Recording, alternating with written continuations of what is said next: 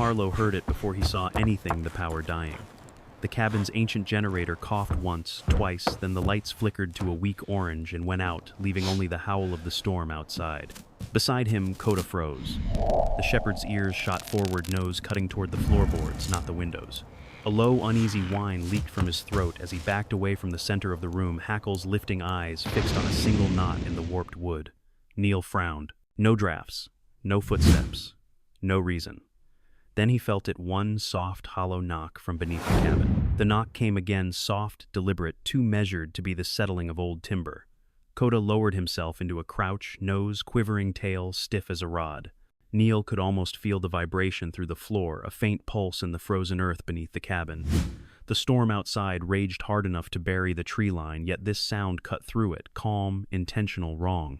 Neil reached for the lantern on the table, thumb brushing the scar along his wrist, the one that always burned when trouble was close. He lifted the light toward the floor. The dim glow revealed a thin line of frost curling upward through a crack between the boards like breath rising from a mouth hidden below. Coda whimpered once a sound Neil had heard only twice in all their years together.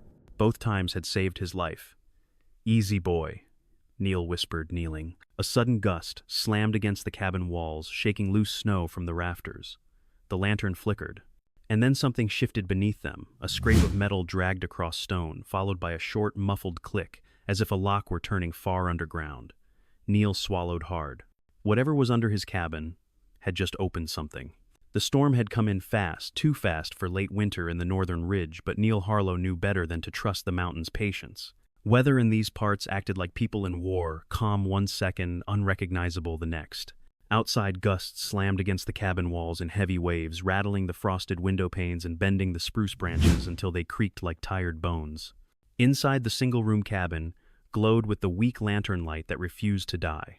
Coda paced once around the perimeter, paws silent on the worn pine boards, nose dragging low, as if hunting for an invisible thread.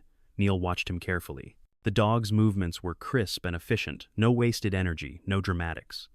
A working dog's mind in a loyal dog's body. "Talk to me, boy," Neil murmured. Coda stopped pacing and looked up, the amber flecks in his eyes flickering with the lantern glow. He didn't bark. He didn't growl. Instead, he pressed his head lightly against Neil's knee, a gesture that meant he wanted Neil to listen, not move. Neil listened. Nothing. Only wind. But beneath the wind lay something quieter, an absence rather than a sound, the kind of silence that felt built, not natural. He exhaled slowly, rubbing a hand over his beard. "Yeah, I feel it too." The cabin around him told a story without speaking. The walls were plastered with hand-drawn maps, some pinned, others taped, others stuck with nails, hammered at odd angles. The largest map, an old survey of Ravenback Ridge, hung above the wood stove, its edges curled from heat. He had marked it with dozens of black pencil strokes, tracing gullies, crests, and forgotten hunting paths.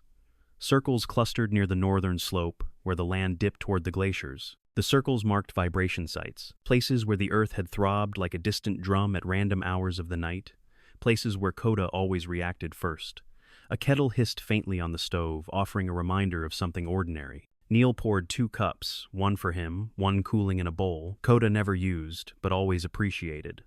The dog sniffed at it, then retreated quickly, restless. Neil took a long sip of the bitter tea and let his shoulders drop. He had come here for quiet. He had come here hoping the ridge would bury his memories, not bring new ones to life. When Neil first climbed the northern ridge, he had been a ghost of himself, thinner, quieter, unable to sleep longer than 40 minutes without the fog of old explosions ringing in his ears. In town, people whispered about him with a mixture of reverence and curiosity. Former rescue specialist, someone had said. The kind who went into collapsed buildings after earthquakes. The kind who never came back the same. He didn't correct them. It wasn't their business. Coda had been the only constant, the only steady pulse in his world.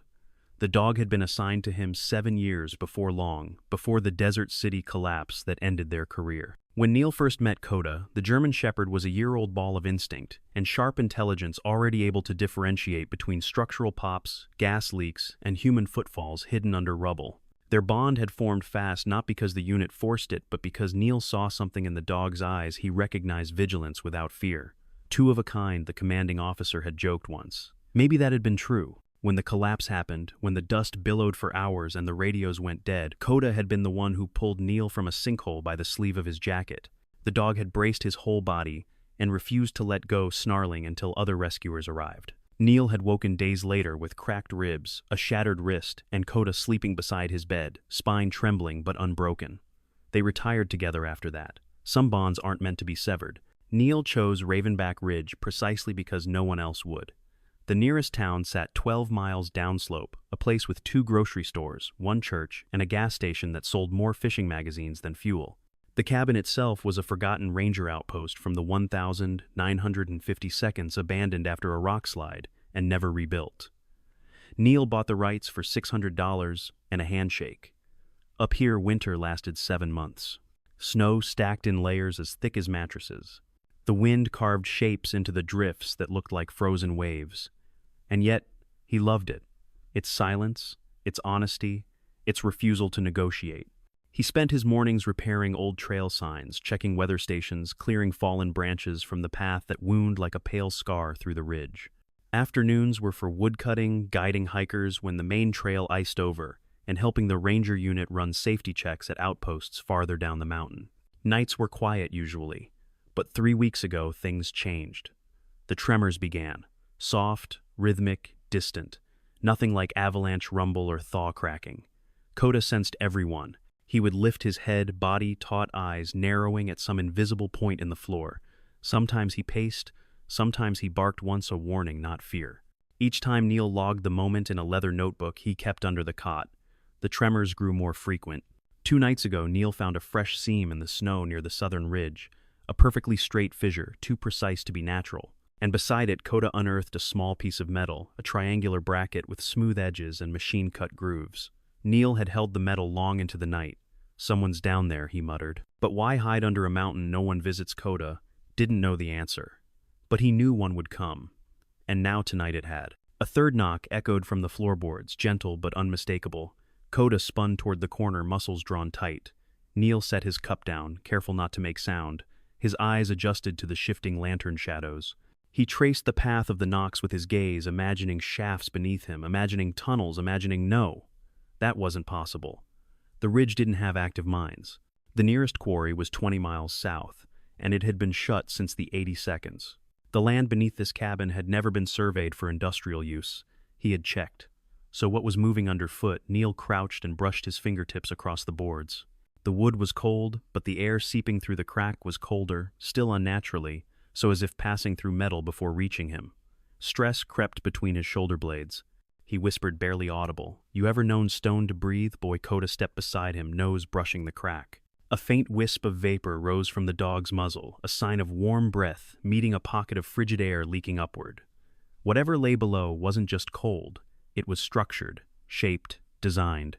Neil reached for the pry bar leaning against the stove, but Coda nudged his shin, firm, insistent.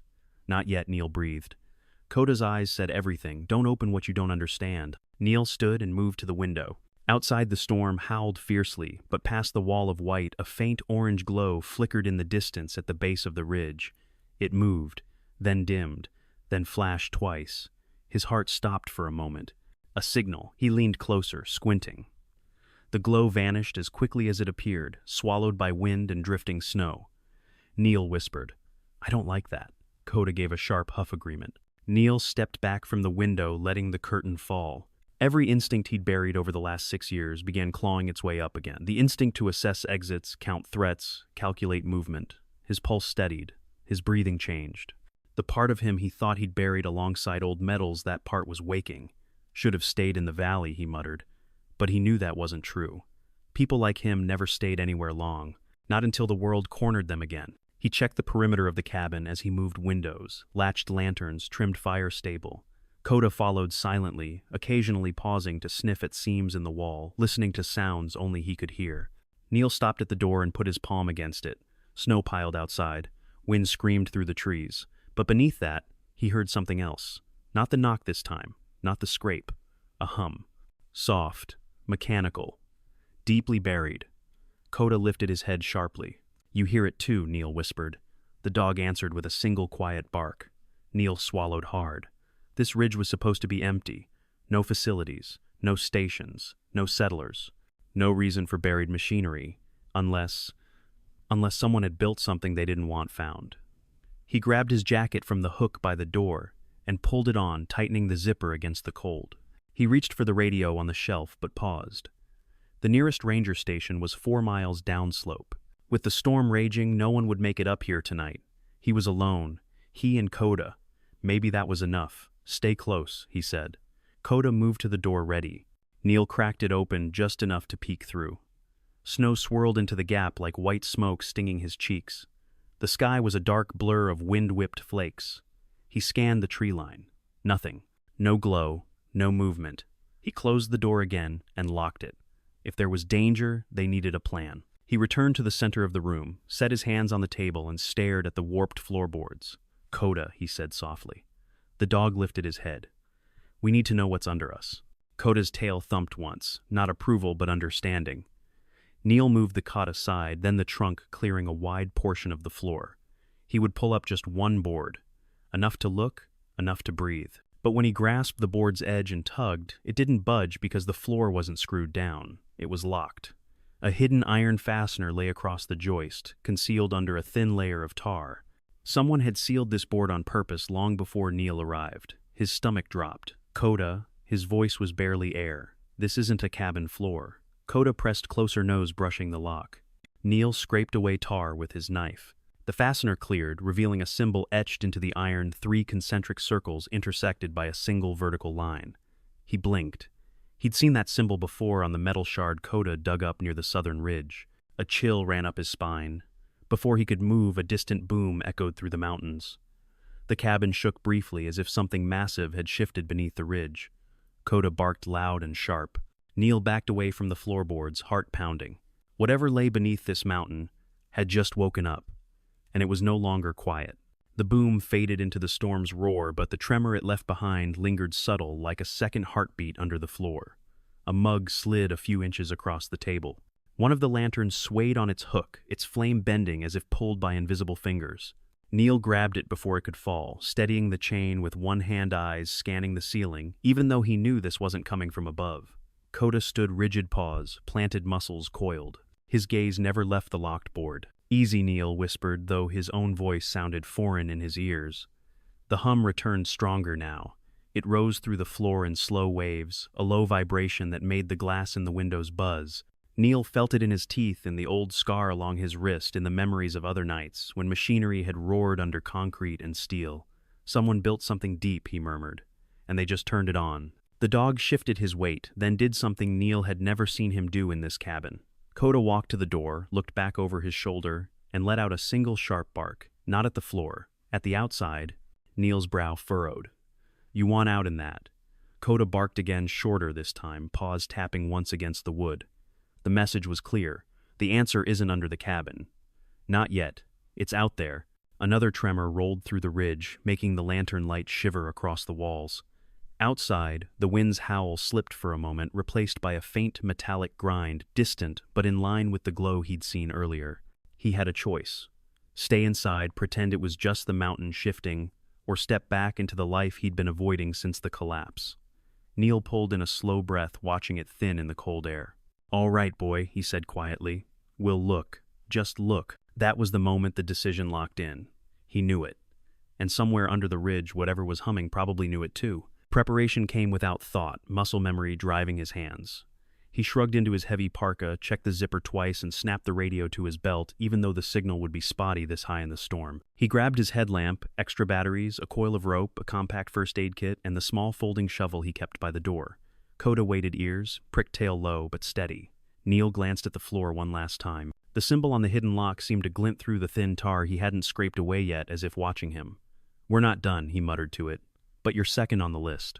He doused the smaller lanterns, leaving one low flame burning by the stove, then turned down the dampers just enough to keep the cabin from freezing while he was gone.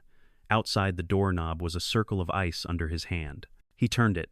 The door opened with a groan, like an old man waking. Snow slapped him in the face, dry and sharp. The storm had thickened since he'd last checked. Wind pushed against his chest, trying to shove him back inside. Coda leaned into his leg, using his weight like a brace. Stay close, Neil said again. They stepped out into the white. The world beyond the cabin had shrunk to a tunnel of swirling snow. Trees were blurred ghosts, black trunks smeared into gray smudges by the wind. Neil could see no farther than 20 yards in any direction. and even that came and went with each gust. He flipped on his headlamp. The beam cut a narrow path through the chaos, catching flakes that streaked past like bright needles. Coda moved ahead a few paces, nose low, but not buried in the snow. He wasn't tracking scent. He was tracking sound, orienting himself to that deep hum threading through the ridge, where Neil called over the roar. Coda angled right toward the steeper part of the slope, then paused to glance back, as if asking if Neil could handle it. "I've done worse climbs," Neil muttered. "Lead." They trudged through knee-high drifts, boots punching holes in the white crust powder spilling into every seam. The cold bit at Neil's cheeks, but his core stayed warm with effort. Coda moved with surprising ease, his thick coat shedding snow as if it were dust. With every dozen steps, Neil stopped for just a second to listen. The hum grew clearer as they moved away from the cabin, not louder but more focused, shedding echoes, as if they were zeroing in on its source. Underneath it, he caught something else, a rhythmic clank, faint and metallic, like a chain being fed slowly through a winch. "Not natural," he said under his breath. "Somebody's running equipment up here."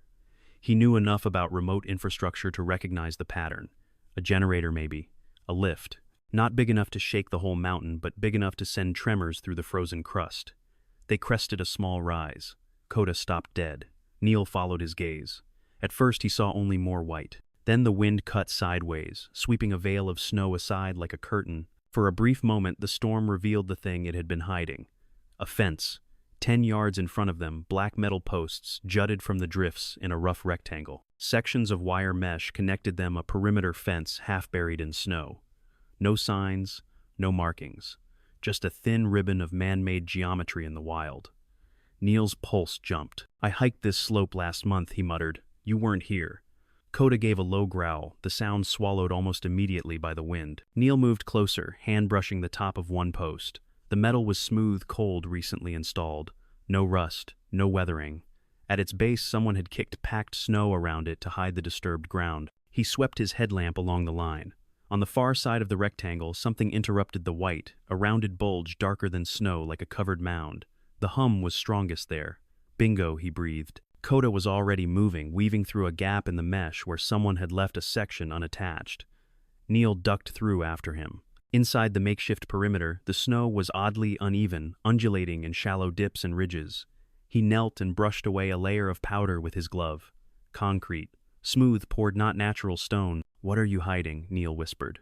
Coda sniffed along the bulge, then stopped at a point where the snow sat slightly lower, packed more firmly. He pawed once, then twice. Neil dropped beside him, scraping away with both hands now. Underneath an outline emerged. A steel hatch.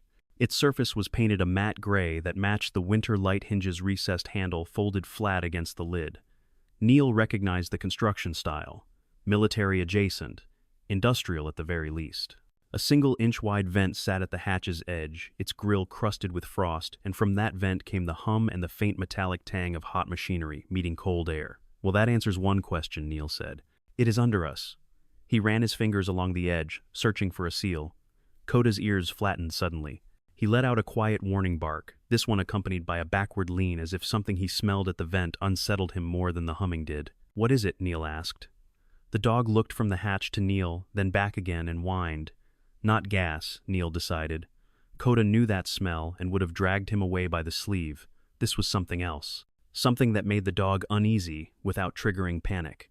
Maybe heat, maybe metal, maybe both wrapped around a memory only an old rescue dog would have, a memory of what waited under crushed cities and broken foundations. Neil pressed his ear to the hatch. Through the metal he heard more clearly now. Not just humming, voices distant and distorted. A laugh, a sharp curse, the clank of tools. Something rolled along the floor, a door slammed. Then another sound he recognized too well, the muffled thud of heavy crates set down in a pattern. He pulled back slowly. So there were people down there, running some kind of underground facility beneath an unregistered hatch behind a snow-hidden fence in a supposedly empty section of Ravenback Ridge. He could walk away. Pretend it wasn't his concern. Call it in when the storm eased. Let someone else deal with it. Coda sat in the snow in front of him, watching his face. Neil exhaled through his nose. "I know. That's not who I am." His training wouldn't let him walk away from that. "Okay," he said, voice firming. "We're not going in blind. Just recon." He traced the hatch's outline again, fingers brushing the hinges, feeling for external locks. This one had a recessed keypad under a small flap electronic shielded from snow. Numbers glowed faintly behind frosted plastic. "I can't crack that in a blizzard," he muttered. But he didn't have to, not yet. He stepped back, scanned the perimeter, and began mapping in his head. Fence corners, tree lines, sight lines from the ridge above. If he were going to return, when he returned, he'd need entrances, exits, and cover. He watched the way the snow piled against the concrete seams, noting lower spots that suggested ventilation shafts. Coda suddenly stiffened head, whipping toward the tree-lined downslope. Neil followed his gaze. Through the swirling snow, headlights flickered two thin beams, pushing their way up the service road that wound near the base of the ridge. A dark shape crawled behind them, a tracked vehicle of some kind, low and heavy, Company Neil whispered. If the drivers came all the way up, their beams would sweep across the fence, maybe catch the two figures standing in the middle of it. Neil grabbed Coda's harness. Back. Now. They slipped through the gap in the mesh and hunkered behind a cluster of half-buried boulders. From there, he had a partial view of the approach. The lights grew nearer, jerking slightly with each rut in the frozen road. A closed-cab snowcat crept into view, its treads grinding over the ice. The logo on its side was mostly obscured by mud and frost, but he caught 3 concentric circles intersected by a vertical line. Same symbol as the lock. Same symbol as the metal bracket. Same symbol as the fastener under his floor. A voice carried on the wind as the vehicle stopped by the fence. "Keep it quick," someone called. "We're not supposed to run full power during storms. Just a short calibration." Another answered, closer to the hatch. "Relax. No one's up here. Closest neighbor's a ghost with a dog." Neil felt Coda press against his leg, tense but silent. "They know we exist," he thought grimly. Metal clanged. The hatch opened with a grind he felt even from here. Orange light spilled onto the snow, briefly revealing the top of a metal stairway descending into the earth. One of the men stepped halfway out of the hatch to look at the sky. Tall, thick-coated face shadowed under a hood. Even from a distance, Neil could see his posture, casual, arrogant, the posture of someone who believed the mountain belonged to him. "Storms are cover," the man said. "No one's watching." Neil's jaw tightened. He now knew 3 things. There was an active secret installation under Ravenback Ridge. Its operators didn't care about tremors or risk, and they were confident no one would challenge them. His decision settled like a stone in his chest. He wasn't just going to report this. He was going to find out what they were doing before the ridge paid the price. Beside him, Coda shifted his weight forward, eyes fixed on the open hatch. "Not tonight," Neil whispered. "Tonight we watch. Tomorrow we move." The man below shouted something and disappeared down the stairs. The hatch slammed. The hum deepened. Neil squeezed Coda's harness. "Come on, partner," he said softly. "We've got planning to do." They turned back toward the invisible path leading to the cabin snow already filling their tracks. Behind them, under the mountain, unseen machinery roared to life, and for the first time, the hum rose high enough to sound like a countdown. The storm raged through the night, but Neil didn't sleep. He sat at the table, maps spread before him, pencil tapping lightly against the wood as Coda lay near the stove, eyes half open, ears flicking at every odd vibration. The hum beneath the ridge had deepened after the snowcat arrived, its rhythm steadier, its pulse clearer. Whatever was happening underground was not a simple drill test. Neil traced a line across the main survey map, connecting the hatch location to earlier vibration sites near the southern ridge. The pattern formed a shallow arc, then another arc, intersecting toward the center of the mountain. "Not extraction," he muttered. "Installation." Coda lifted his head at the word. Neil's gaze hardened. He recognized this structure. He'd seen similar arcs in disaster zones overseas. Remote bunkers built into bedrock. Secure research stations. Emergency fail-safes. But those had been government projects. This wasn't government. Not with unmarked vehicles. Not with hidden hatches. Not with hired men who joked about ghosts with dogs. Neil rubbed his temple. "What are you building under my feet?" The lantern flickered again, shadows trembling across the walls like restless ghosts. A gust slammed the window harder than before. The cabin groaned and settled. Coda lifted himself slowly and moved to Neil's side, pressing his shoulder into Neil's leg. "You're right," Neil whispered.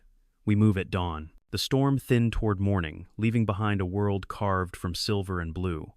Snow-covered branches sagged in heavy arcs below the ridge. The valley below was buried under 3 feet of untouched white. Neil stepped outside with Coda trotting ahead, his breath fogging in the crisp air. They didn't head back to the hatch immediately. First, they circled the ridge, keeping to tree cover, scanning for tracks. Within minutes, they found something. Boot prints. Not fresh, they had a dusting of snow, but recent enough to trace. The tracks led away from the direction of the hatch and down a narrow gully Neil seldom traveled. He crouched to inspect them. Broad prints. Heavy soles. Tread consistent with military-grade winter boots. Not hikers, not rangers, not locals. Coda sniffed the prints with caution, then huffed in mild agitation. "What is it?" Neil asked. Coda stepped back and looked toward the gully tail stiff. "Someone used this path recently," Neil concluded. "Probably to keep off the main trail." He rose and followed the path, moving quietly, hand-brushing the side of a spruce trunk for balance. A few minutes later, the gully widened into a clearing. At its center lay a pile of broken branches and disturbed snow that didn't match the natural pattern. Neil brushed snow aside. Underneath was steel flat rectangular, partially buried. Like a door. No, an elevator plate. He stared at it, throat tightening. "Two hatches," he murmured. "Two access points." Coda growled low. Neil knelt beside the plate, brushing frost from its surface. He found no keypad here, no handle, no visible mechanism. Hidden entrance. Likely controlled from inside. He pulled his glove off and pressed his palm to the metal. Warm. Not hot. Just warm enough to know it was connected to whatever machine rumbled under the mountain. He stepped back. "Coda, this thing's bigger than I thought." The dog looked up at him, amber eyes steady. Neil scanned the tree line, then froze. A thin wire ran along the snow between two trees. A trip line. He followed it with his eyes until it led to a small camera, half buried in frost lens facing the clearing. His heart stopped for a moment. "Motion surveillance," he whispered. They had watchers on the surface. A research team wouldn't need surveillance this deep. This is something else. Coda gave a short, troubled whine. He'd spotted it too. Neil gently covered the lens with snow, then motioned Coda back into the trees. "We're not triggering another alarm. Let's go." They continued around the ridge, circling toward the side closest to the valley. The sun rose higher, turning the snow into a sheet of blinding glass. Behind them, the hum continued pulsing through the ground like a slow heartbeat. Halfway along the ridge path, the sound of grinding machinery brought Neil somewhere he never wanted to return. Memory hit fast. Dust exploding out of concrete corridors. Metal folding in on itself. Screams muffled under tons of falling stone, and the smell a thick mixture of burnt wires and pulverized gypsum. Coda barked once, pulling Neil out of it. The dog nudged his hand, gently steadying him. "I'm okay," Neil whispered. "Just forgot to breathe." He let the cold mountain air fill his lungs, centering himself. Coda waited patient, knowing better than to press him. This was why Neil hated underground spaces. Why he slept with the windows cracked, even in winter. Why he had chosen this cabin: open land, thin air, no ceilings waiting to fall. And now someone had built tunnels under him. He forced the memory back and moved on. Near midday, they reached the ridge bend overlooking the valley. The view was spectacular: steep drop, rolling white expanse, and the thick band of pines marking the southern boundary. Then Neil spotted movement. A figure, walking along the tree line, carrying a pack and something long over one shoulder. He crouched, peering through snow-heavy branches. Coda lowered himself beside him, silent. The figure stopped, looked around, adjusted the strap on his shoulder, then continued toward a camouflaged tarp, partially hidden by fallen limbs. Neil tracked his movements carefully. "Rifle," Neil whispered. "And not for hunting." The man bent by the tarp and brushed snow off it, revealing a case. Long, rectangular, reinforced. Unknown gear. Not good. Neil's instinct whispered, "They're supplying the underground station. Surface security." He backed away slowly, keeping low. "Coda, we need to see the full layout," Neil murmured. "We're missing pieces." They retreated toward the northern incline, where the trees grew denser and the snow deeper. The hum followed them in slow waves. By late afternoon, they reached the steep eastern slope, an area Neil rarely explored due to unstable ground. Coda trotted ahead, nose darting, searching for something unseen. "Careful," Neil whispered. "This section's loose." The dog halted suddenly and dropped his weight. Neil hurried forward, and then he saw it. The snow in front of them had collapsed into a perfect circle, exposing a rim of jagged rock and an interior column of polished steel descending into darkness. A vent shaft, freshly cut, still warm enough that frost hadn't formed on the interior walls. Air pulsed upward from it in heated bursts, warm mechanical breaths. Neil leaned closer. A faint smell drifted through the shaft. Chemical, artificial, not coolant, not gas. Something preserved, controlled. Coda backed away, tail tucked, not fear but warning. Neil's stomach nodded. "What are you storing down there?" The mountain felt suddenly smaller, like he was standing on the roof of something buried in a wake. They followed the vent line until it cut beneath a thick wall of stone. Neil marked the trees with subtle scratches mapping the perimeter. He was forming a mental blueprint connecting vent locations and access points, but he already saw the shape forming. The underground station was not random. It was symmetrical, circular, purpose-built. "What are you circling?" Neil whispered. "What's in the center?" Koda pricked his ears, nostrils flaring. He darted ahead, paws, digging through snow until he reached a spot where the earth rumbled louder, closer, deeper. Here the hum vibrated through Neil's boots. He knelt and pressed his palm to the snow, not just hum. Rotating machinery. Heavy. Calibrated. He swallowed hard. "You're not drilling. You're powering something. A machine. A core. Something turning under the ridge." And the tremor. Those weren't malfunctions. They were tests. Neil stood slowly as the wind cut through the trees. "We're done scouting," he whispered. "Next step, closer look." Koda barked once ready. And as the sun bled into the horizon, painting the ridge in bruised colors, Neil realized the truth settling in his chest. This mountain was not just hiding a secret. It was being prepared for something. Something big. Something dangerous. And he was already involved whether he wanted to be or not. Neil attempts his first deliberate infiltration. Stakes rise. Threat becomes personal. The last light drained from the sky as Neil and Koda made their way back toward the cabin. By the time they reached the familiar bend in the trail, dusk had thickened into a heavy blue haze. The ridge felt different now, less like wilderness, more like a lid over something alive and breathing. Koda walked close ears, swiveling every few steps, glancing back over his shoulder. Neil didn't blame him. Ever since they'd discovered the vent shaft and the camouflaged equipment, the air had carried an edge like being watched from beneath. When the cabin came into view, Neil stopped cold.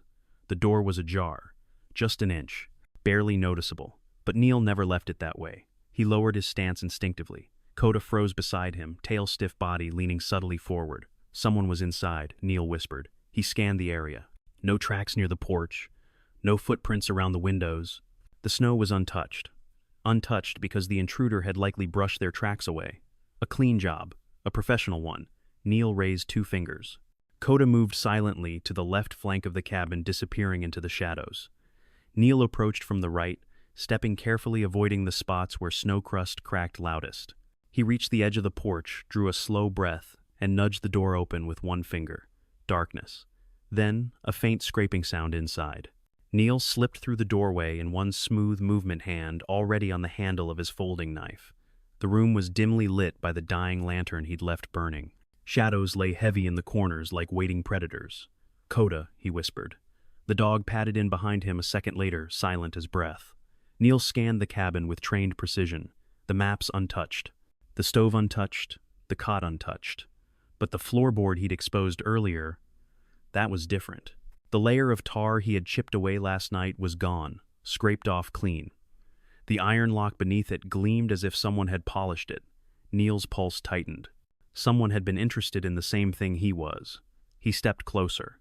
The symbol 3 circles intersected by a line seemed darker in the lamplight, as if inked deeper into the metal. Then he saw it. A small piece of paper, folded, placed neatly beside the lock. Not windblown, not accidental, left intentionally. Neil didn't touch it at first. He crouched low, inspecting the floor for triggers, wires, pressure plates. Nothing. Slowly he unfolded the note. 4 words handwritten in crisp block letters. "Stop digging." "It's worse." He stared at the message. Worse than what he checked the note's edges.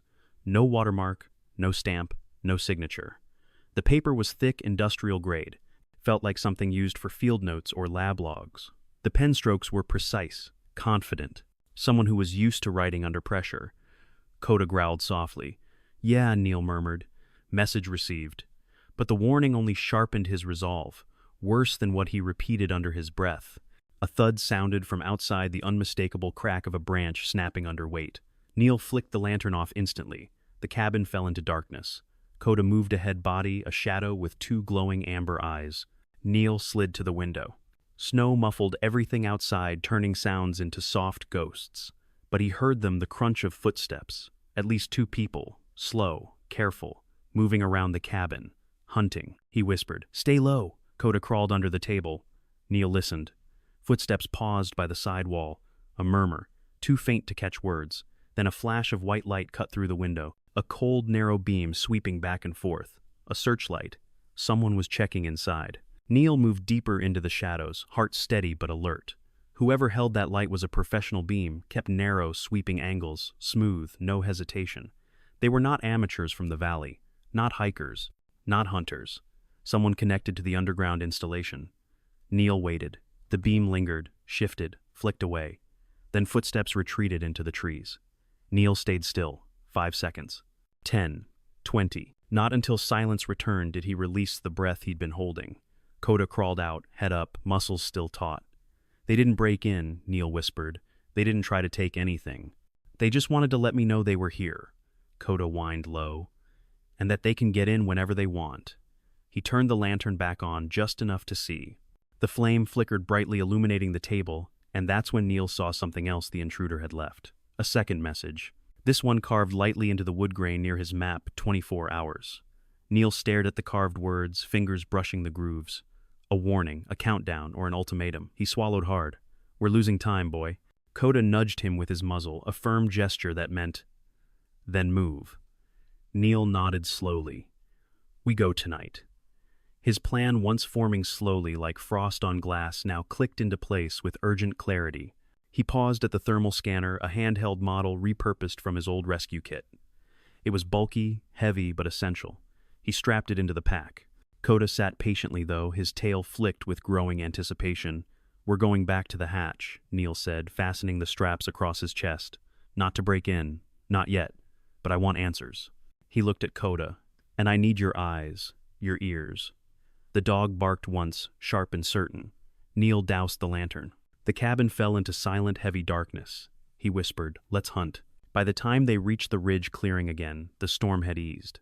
A pale moon peeked from behind thin clouds, turning the snow into a shimmering sheet of cold light. Neil crouched behind a boulder. Coda lay flat at his side, nose to the wind. The hatch was still buried under a mound of snow, but now there were fresh footprints around it. Heavy ones.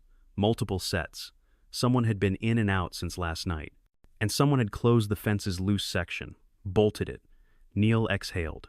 So they found our entrance. He scanned the area with the thermal scanner. A wave of color rippled across the screen. The hatch glowed faint orange, warm inside. But something else caught his eye. A second heat signature, smaller, to the right of the hatch, near the trees. He zoomed in. The shape was human-sized, but not moving. Coda stiffened.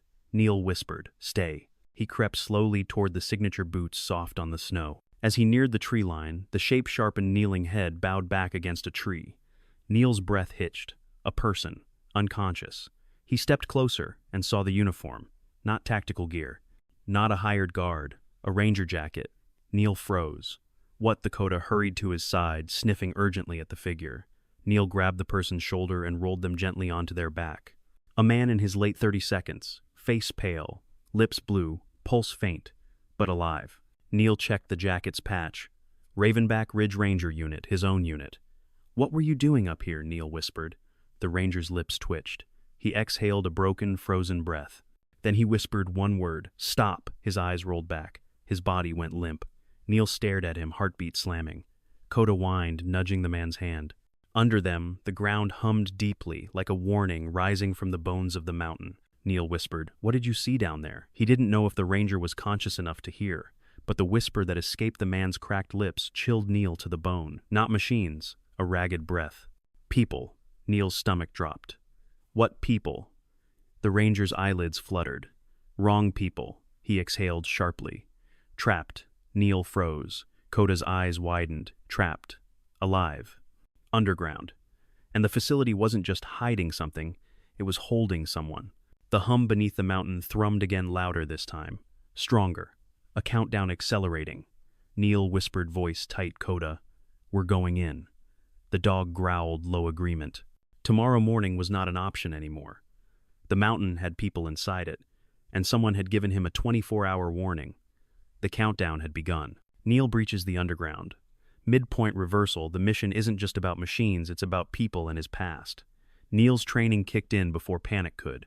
He checked the ranger's airway pulse and pupils, then tore open the emergency blanket from his pack and wrapped it around the man's torso, tucking it under his arms to trap what little heat remained.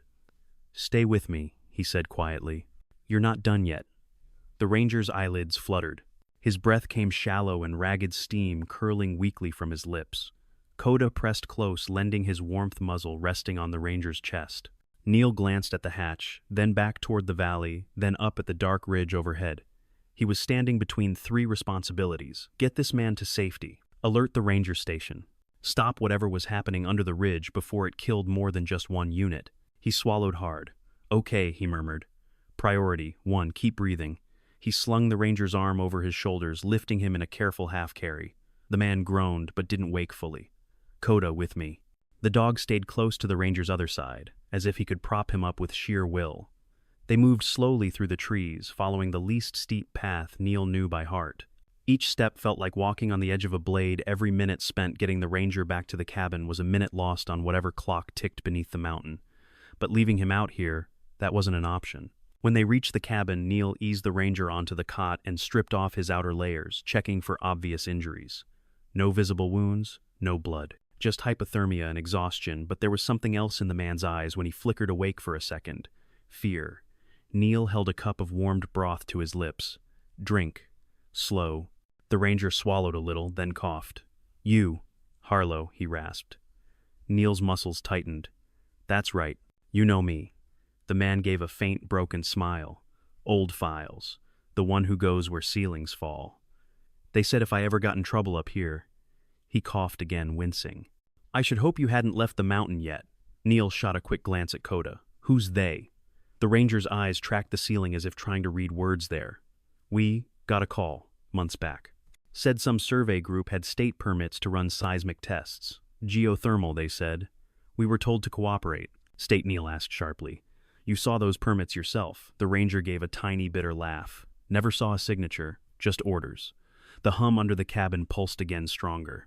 The floor trembled for a heartbeat. Coda's ears twitched. He turned his head toward the hidden lock. What's under us? Neil asked quietly. The ranger's gaze shifted to him. For a moment his eyes sharpened clear, direct. They said it was just drilling, he whispered. New heat lines for the valley. But they brought people down there. Not our team, outsiders. Some from town who protested. Others they flew in. His breath hitched. Not all of them came out. Neil's jaw clenched. The memory of broken stairwells and trapped voices pressed against the inside of his skull. You tried to stop them, Neil said.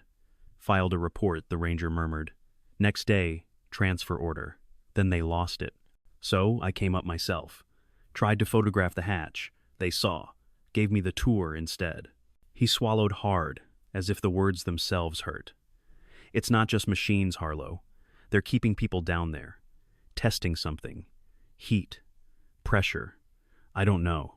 But if anything fails, his gaze slid toward the floor.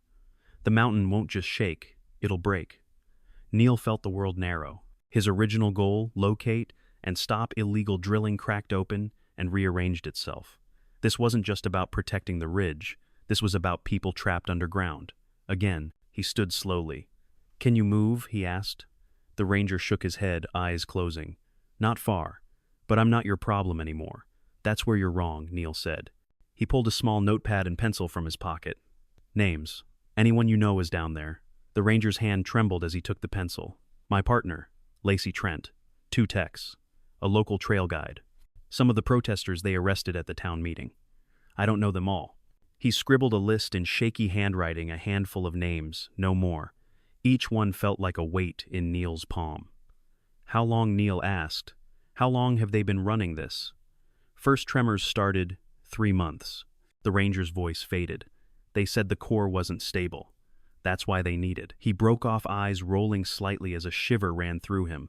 Neil caught his shoulder. Needed what the ranger looked at him as if from far away. Bodies. To watch the gauges. Neil's hand tightened around the notepad. He had seen this pattern before. Not this exact operation, not in this exact place, but this mindset, the kind that saw human lives as interchangeable parts in a system. Back in the city collapse, it hadn't been nature alone that caused the catastrophe. It had been a rushed design, a cut corner, a pressure to finish before the inspection. He still heard the architect's voice in court blaming unforeseen stress conditions. Now someone was willing to test those stress conditions on an entire mountain with people underground. He turned to Coda. The dog was already watching him, eyes steady, as if he knew where Neil's mind had gone. We're going, Neil said. We're not waiting for backup that might never come. Coda's tail thumped once. Neil scribbled a quick note and taped it to the wall by the door directions for any ranger who might hike up if the radio relay picked up his earlier ping. Then he checked the ranger's blankets, added one more log to the fire, and set an extra lantern nearby. "You're not alone," he said quietly. "If I do my job, none of you are." The ranger's lips moved in what might have been a thank you or a prayer.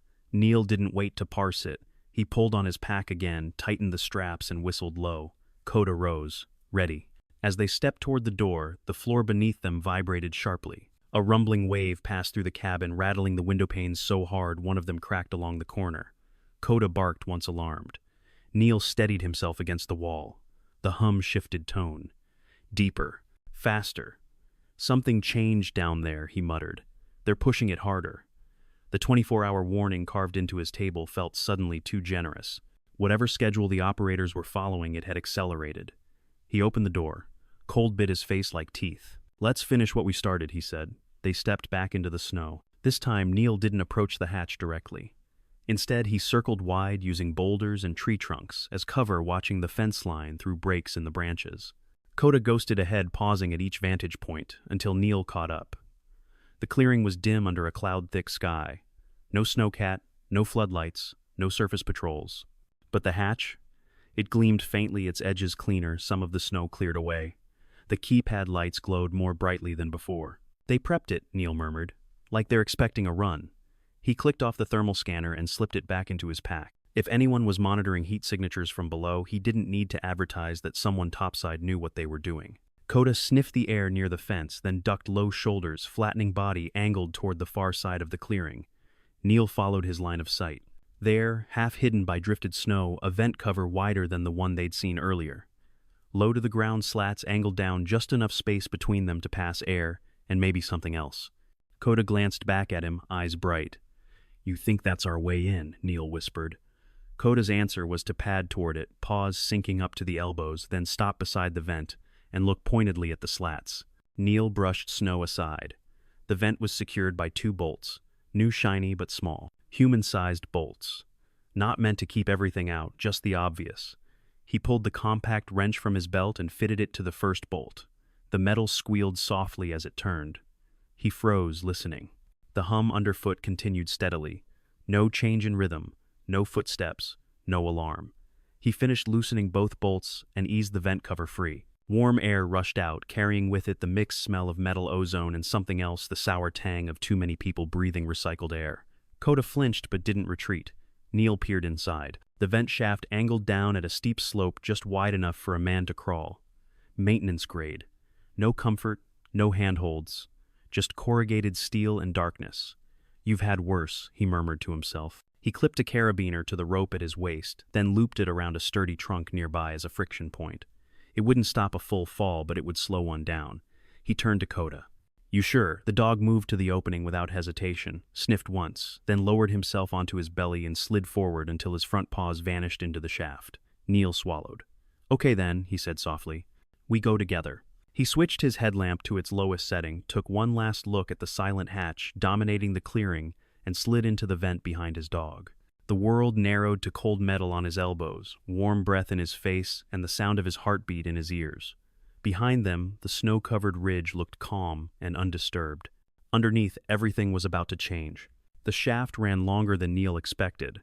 For several minutes, all they did was inch forward, knees and forearms chafing against the corrugated steel. The air grew warmer, then hot, then settled at a stifling in-between that made sweat prickle at his neck. The hum grew louder, no longer a distant vibration, but a full-bodied presence in the walls around them. Coda stopped abruptly. Neil's hand bumped into his hind legs. "What is it?" he whispered. Light flickered ahead. Yellow. Artificial. Coming from below. The shaft sloped down one last length, then opened into a horizontal grate.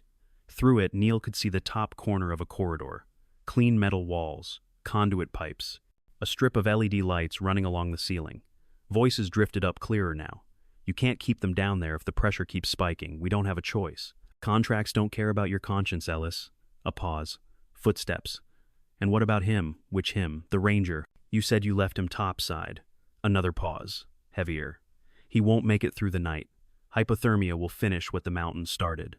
Neil's hand closed into a fist. Koda's lips peeled back, teeth flashing in the dim shaft light. The first part of the mission had been reconnaissance. The second was rescue. Now, at the literal midpoint between the world above and whatever this place really was below, Neil understood his true objective. He wasn't here just to shut down a machine. He was here to break open a cage. And if the people who built it had already written them all off as collateral, then he and Koda would have to rewrite the ending themselves. Neil reaches the core level, confronts the real threat, and faces the moment that breaks him before the final rise. The grate below Neil vibrated faintly under his grip. Men were close, too close their voices, echoing along the corridor like sound traveling through a metal lung. Koda held perfectly still beneath him, only the subtle twitch of his ears betraying the tension coiling through his body. Neil whispered, barely audible, "Easy, stay low." He angled his head to the grate, just enough to see the corridor more clearly. Two men walked beneath them, passing from left to right with the slow patrolling stride of people who had done this loop 100 times. One wore a dark parka with the 3 circle emblem stitched onto the shoulder. The other carried a tablet, tapping through data readouts that glowed faint blue against his face. Psi levels keep rising, even with the dampers on the man with the tablet said. "If the core breaches the next threshold, it won't," the parka man interrupted. "The contractors will keep the circulation steady. That's why the bodies are down there. Extra heat sinks." Neil felt his lungs tighten. Heat sinks. People as heat sinks. Koda let out a soft choking whine, soundless but trembling through his frame. Neil placed one steadying hand on his back. "I know," he mouthed. "I know." The two men stopped directly beneath the grate. "One more thing," said the parka man. "What about the hiker?" The tablet man frowned. "What hiker?" The parka man tapped his finger on his radio. "Motion sensor tripped near the north vent late yesterday. I hiked out to sweep. Might have been a fox, but tracks looked human. Lone set." Neil's pulse tightened, and the tablet man asked, "Didn't find anything." Storm wiped the prints. "But we're on schedule, so the surface sweep can wait." The two men resumed walking. Neil exhaled, slow and silent. He counted to 5, 10, 15. Then he tapped Koda's flank, twice their signal for forward. The vent shaft turned sharply, left a few feet ahead. They crawled toward it, careful not to make the metal shift and creak. At the bend, the shaft dipped again, narrowing before opening onto another grate. This one was darker underneath, colder, silent, until a faint cough drifted up through the metal. Koda stiffened. Neil froze. He leaned over the grate. What he saw below strangled the breath in his throat. A wide metal room stretched beneath them, a cold chamber lined with rusted beams and dim emergency strip lights. It reminded Neil of old service stations he'd worked in during the quake relief years, big enough for maintenance vehicles, sterile enough to look like a morgue. But it wasn't the room that made his stomach fall. It was the people. 6 figures sat shackled along the far wall. Some slumped, some awake but exhausted, some staring blankly ahead at nothing. The air around them shimmered faintly, as if heat rose from the floor beneath them. The ranger had been right. They were using people as stabilizers, forcing them to sit in proximity to whatever engine churned beneath the mountain, leveraging body heat and mass distribution as crude biological dampers. A thick door, reinforced with steel rivets, sealed the room on the right side. A small window offered a view into another chamber, a deeper one. Neil forced down the bile rising in his throat. "Monsters," he whispered. Koda pressed his muzzle against Neil's hand, whining softly. "Yeah," Neil rasped. "We fix it. I promise." But he didn't move yet. He scanned the room again. 2 guards stood by the reinforced door, weapons slung. Their posture was relaxed, too relaxed, which meant they didn't believe anyone could reach this far. Neil memorized their faces. Next, he assessed the far corner wires, conduits, junction boxes. Electrical. Promising. Then he traced the grated catwalk that ran around the perimeter of the holding bay. There was a maintenance ladder bolted to the wall leading up. Right toward the vent shaft he occupied now. "Bingo," he whispered to Koda. "We drop here." Koda wagged his tail once the slightest sound. Neil tested the screws on the grate. They hadn't been touched in years. Good. Loud screws meant he needed to pry 2 corners and swing, not fully remove it. He slid his knife under the first corner and wiggled it. Quiet. Good. He tugged. The grate shifted slightly. Koda crawled forward, shoulders bunching. "On my mark," Neil mouthed. He pulled the grate up enough for Koda to slide through. The dog landed on the catwalk below with the softest thump imaginable. Neil followed, hanging from the grate with one hand, then dropping silently beside Koda. The metal walkway vibrated faintly under them as the hum deepened. he whispered. Stay. Coda crouched. Neil crept along the narrow path, checking every few feet for loose bolts or weak sections. The two guards continued talking quietly on the far side. They said cycle 3 starts in an hour. Then we rotate the groups. No, they want them all in during this round. Something about heat equilibrium. Neil's jaw tightened. All at once. That wasn't a test, that was pushing the system into a failure zone. Coda's tail, lowered ears pinned back. The dog sensed Neil's spikes of adrenaline panic. He hadn't felt this sharply in years. Neil forced himself to breathe, slow, controlled. He peered over the railing at the prisoners. One woman, a teenager at most, looked up weakly. Her eyes caught a glint of Neil's headlamp and widened in stunned recognition. Neil raised a finger to his lips. She nodded weakly. He adjusted his pack strap and moved toward the ladder leading down to the holding level. Coda followed like a shadow. Halfway down, a sudden alarm pulsed through the facility, a low, resonant wail that wasn't meant for intruders. It was meant for engineers. The holding bay lights flickered. A red glow spread across the walls. The guards straightened. What was that core pressure spike? The other said. We're breaching the edge too fast. Neil froze. The midpoint reversal slammed into him with brutal clarity. They weren't speeding up the machine because they wanted to. They were speeding up because they were losing control. A second alarm blared. Pressure droppage in spiral shaft. 2, a voice echoed over the intercom. All personnel brace for counter-discharge cycle. The guards cursed. We have to go, one snapped. Now. What about them? The other gestured to the prisoners.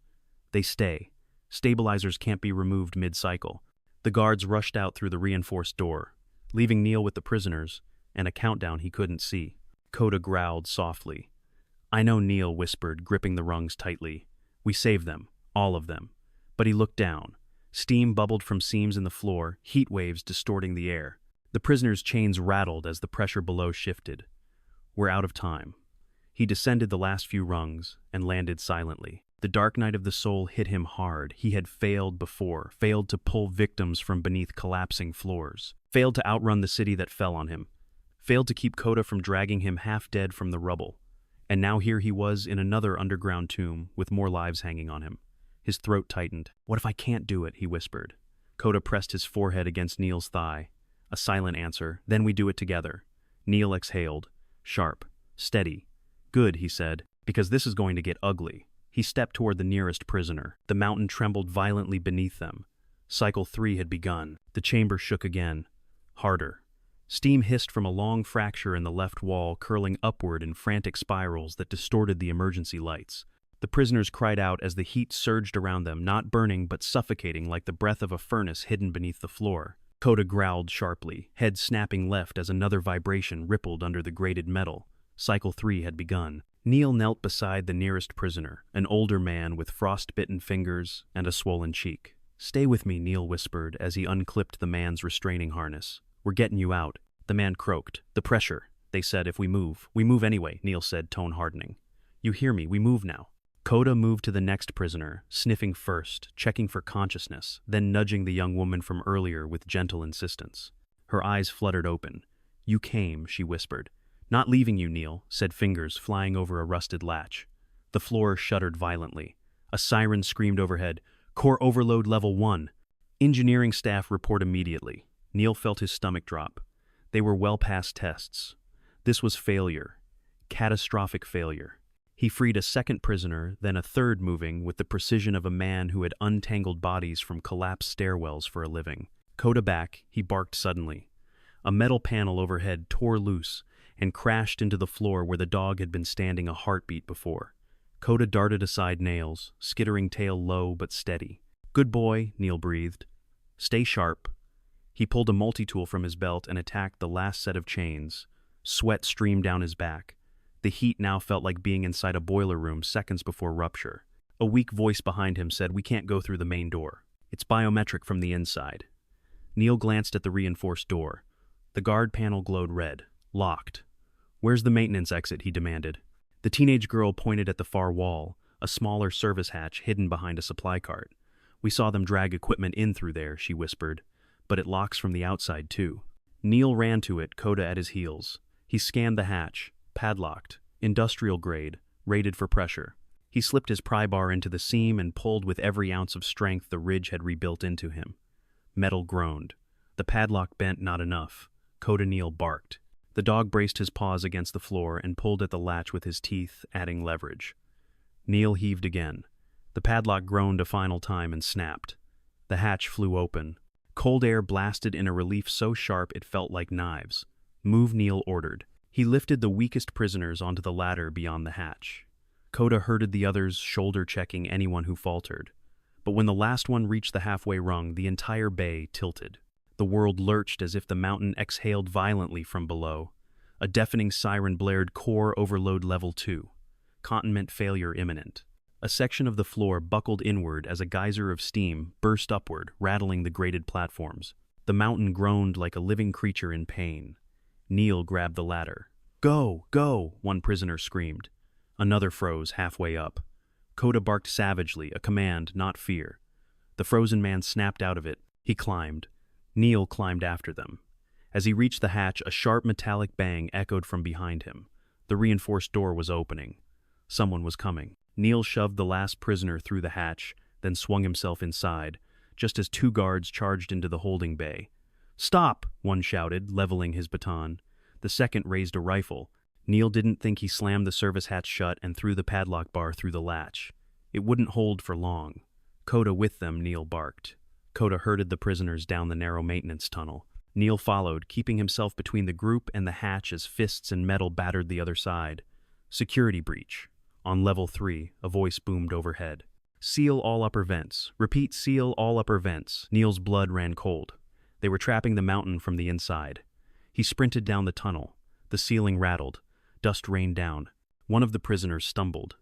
Coda doubled back, grabbed the man's sleeve gently but firmly, and dragged him forward. "Good, Coda, keep going," Neil gasped. They reached a junction. 2 paths left smelled of smoke. Right frigid air blew through the grate. Neil chose right. The tunnel sloped upward. The hum grew louder, painfully loud, vibrating the fillings in his teeth. Something in the mountain's belly was spinning too fast, too hot. They reached a metal door at the top of the incline. Neil grabbed the wheel and turned. It wouldn't budge. He tried again. Locked. A prisoner whimpered behind him. "We're not getting out." Neil slammed his fist against the wheel. "We are."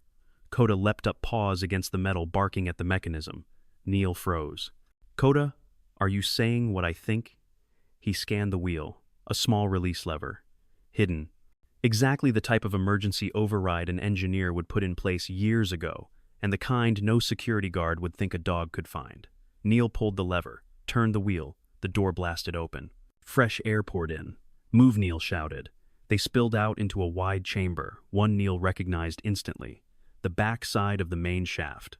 Up ahead sat a metal staircase spiraling toward a daylight access platform. Freedom. But as they reached the midpoint, another violent tremor shook the complex. The staircase jolted, a bolt shot loose, the whole structure pitched sideways. A woman slipped. Coda lunged, grabbing her coat sleeve, anchoring her until Neil hauled her upright. Then boom. A thunderous explosion echoed far below the core chamber, rupturing. Lights flickered, metal screamed, the mountain shook with a terrible living rage. A recorded voice chimed in, eerily calm: "Core failure. All personnel evacuate immediately." Neil yelled faster. They climbed the last flight, bursting into a narrow emergency corridor. At the far end, a ladder, a hatch, daylight leaking through. They were so close until a shadow blocked the top. A man stood above rifles, slung, cold air swirling around him. Neil recognized him. The foreman from the Snowcat, the one who joked about ghosts with dogs. He sneered. "Should have stayed in your little cabin, Harlow." He began lowering himself into the tunnel. Neil whispered Coda. "Now." Coda launched. Not with a snarl, not with rage, with purpose. The dog sprinted the length of the corridor, claws scrabbling against metal. The foreman tried to raise his rifle, too slow. Coda slammed into him with full momentum, knocking the rifle aside and driving the man against the hatch. The foreman stumbled. Coda snarled a deep, bone-thick sound Neil had heard only twice in his life and forced the man upward out of the hatch and onto the snowy ground above. Neil scrambled after him, tearing up the ladder as the corridor buckled behind him. He burst into sunlight just as the foreman regained his footing and swung the rifle toward Coda. "No, you don't," Neil roared. He tackled the man from behind, smashing him onto the ice. The rifle skidded away. Coda stood over them, teeth bared. The foreman panicked. "You don't understand. If the core goes, the whole ridge collapses." Neil grabbed the man's collar. "Then why build it?" the man gasped. "Not my call." But if you don't clear out everything above the chamber, goes with it, Coda growled. Neil tightened his grip. Where's the cutoff valve? Below, the man rasped. You passed it in the south tunnel manual override big red lever. A deafening crack split the air. The mountain began to fall. Neil had two choices, run or go back down. Coda pressed his head against Neil's leg. The answer was clear. He sprinted with the dog at his side back into the collapsing tunnel. Steam burst from every seam. Heat blasted his face. The hum reached a frenzy. They reached the south tunnel. They're illuminated by flickering red emergency lights, a huge lever labeled primary ventilation, override manual release. Only Neil grabbed it. It didn't budge. Coda lunged beside him, teeth braced on the metal, pulling with everything he had. Neil pulled again, then again. With a roar, the lever slammed down. A massive, thunderous suction echoed through the shaft. Pressure fell. The hum died. Silence swept the mountain. Neil collapsed to his knees, gasping. Coda pressed his warm body against Neil's side, licking the blood from his cheek. You did it, Neil whispered. We did it. The prisoners emerged behind them, coughing, crying, alive. Snowdrifts trembled above, as the mountain settled, not collapsing, but exhaling. By dusk, the valley rescue teams had arrived in waves, rangers, medics, deputies. They carried the survivors down the ridge in blankets and stretchers. Reporters gathered at the trailhead, cameras flashing. But Neil and Coda stayed where the ridge gave way to the tree line, watching the facility entrance collapse under its own weight. Coda nudged Neil's hand gently. Neil whispered, We saved them. This time, we saved them. Coda leaned into him. They looked back at the mountain, no longer humming, no longer hiding anything. Just stone and silence again. And that was enough. Winter didn't leave the ridge all at once. It went in stages first. The sharp edge of the wind dulled, then the snow lost its squeak, turning soft under boots. Icicles shrank by a breath a day. The mountain became less of a fortress, and more of a listener again. 3 weeks after the Corps shut down and the underground station was sealed for good, Ravenback Ridge looked almost ordinary. The emergency crews had left. The temporary fencing around the collapsed entrance had been replaced by a simple wooden barrier with a small painted sign. Restricted ground, in memory of those who stood. Neil read it only once. Then he fixed the last letter where the paint had run and stepped back. Coda sat beside him, tail resting in a small half-moon on the thawing earth. The shepherd's coat had grown thicker, with the late cold silver and tan glowing softly in the afternoon light. You remember where it was, Neil murmured. Coda's head-tilted eyes drifting to the line of trees that hid the sunken scar in the mountain's skin. Yeah, Neil said. Me too. He didn't go closer anymore. There was nothing down there for him now. No machines humming, no corridors, no prisoners counting the pipes on the ceiling to stay sane. The tunnels had been decommissioned, sealed in concrete, and left to the mountain. But the quiet that followed wasn't empty. It was earned. The cabin had changed. The maps were still on the walls, but now new lines crossed them in brighter ink, safer routes, marked vents, danger zones clearly traced. A copy of the names the ranger had written lay framed above the stove, not as a weight, but as a promise. The ranger himself slept in the cot for several nights after the rescue, recovering slowly. On the day he left, he had stood at the door, hat in hand, eyes clear again. You could leave, you know, he'd said. After all this, no one would blame you. Neil had glanced at Coda sprawled near the hearth, then at the ridge beyond the frost glass window. Yeah, he'd replied. That's the problem. The ranger had smiled. They're forming a safety council for the mountain, oversight for any future projects. They asked me who I trusted to lead it. He'd shrugged lightly. I gave them your name. Neil had snorted. You told them I'm not good at meetings, right? That's why they need you, the ranger had said. Someone who remembers what happens when numbers matter more than people. Coda had gotten up, then walked to the ranger, and leaned his weight into the man's legs, solid, forgiving. The ranger had scratched his ears. He's part of the deal, I assume. That's non-negotiable, Neil had replied. Now, sitting alone by the window with early spring light stretching across the lake, Neil thought about that conversation and the one before it, years earlier, in a ruined city, dust in the air and sirens in the distance. Back then, they'd told him he did everything he could. It hadn't felt like enough. Here on this ridge, surrounded by a town that woke up every morning to power and heat and stories about the man and the dog who shut down the mountain, it still didn't feel like enough. But it felt like progress. Coda shifted, resting his chin on Neil's boot. You dragged me out of another hole, Neil said softly. Literally and otherwise. Coda's tail brushed the floor twice, slow and content. That evening, a small group hiked up from the valley, faces Neil recognized now. the teenage girl from the holding bay, the older man with the frost-bitten fingers. Two others, who had once sat chained above a machine they didn't understand. They brought food, brought awkward jokes, brought questions about trail routes and weather patterns and how to read pressure lines on the old analog gauges Neil still kept. At one point, the girl stood by the door watching the light bleed out behind the trees. "I used to hate this mountain," she admitted.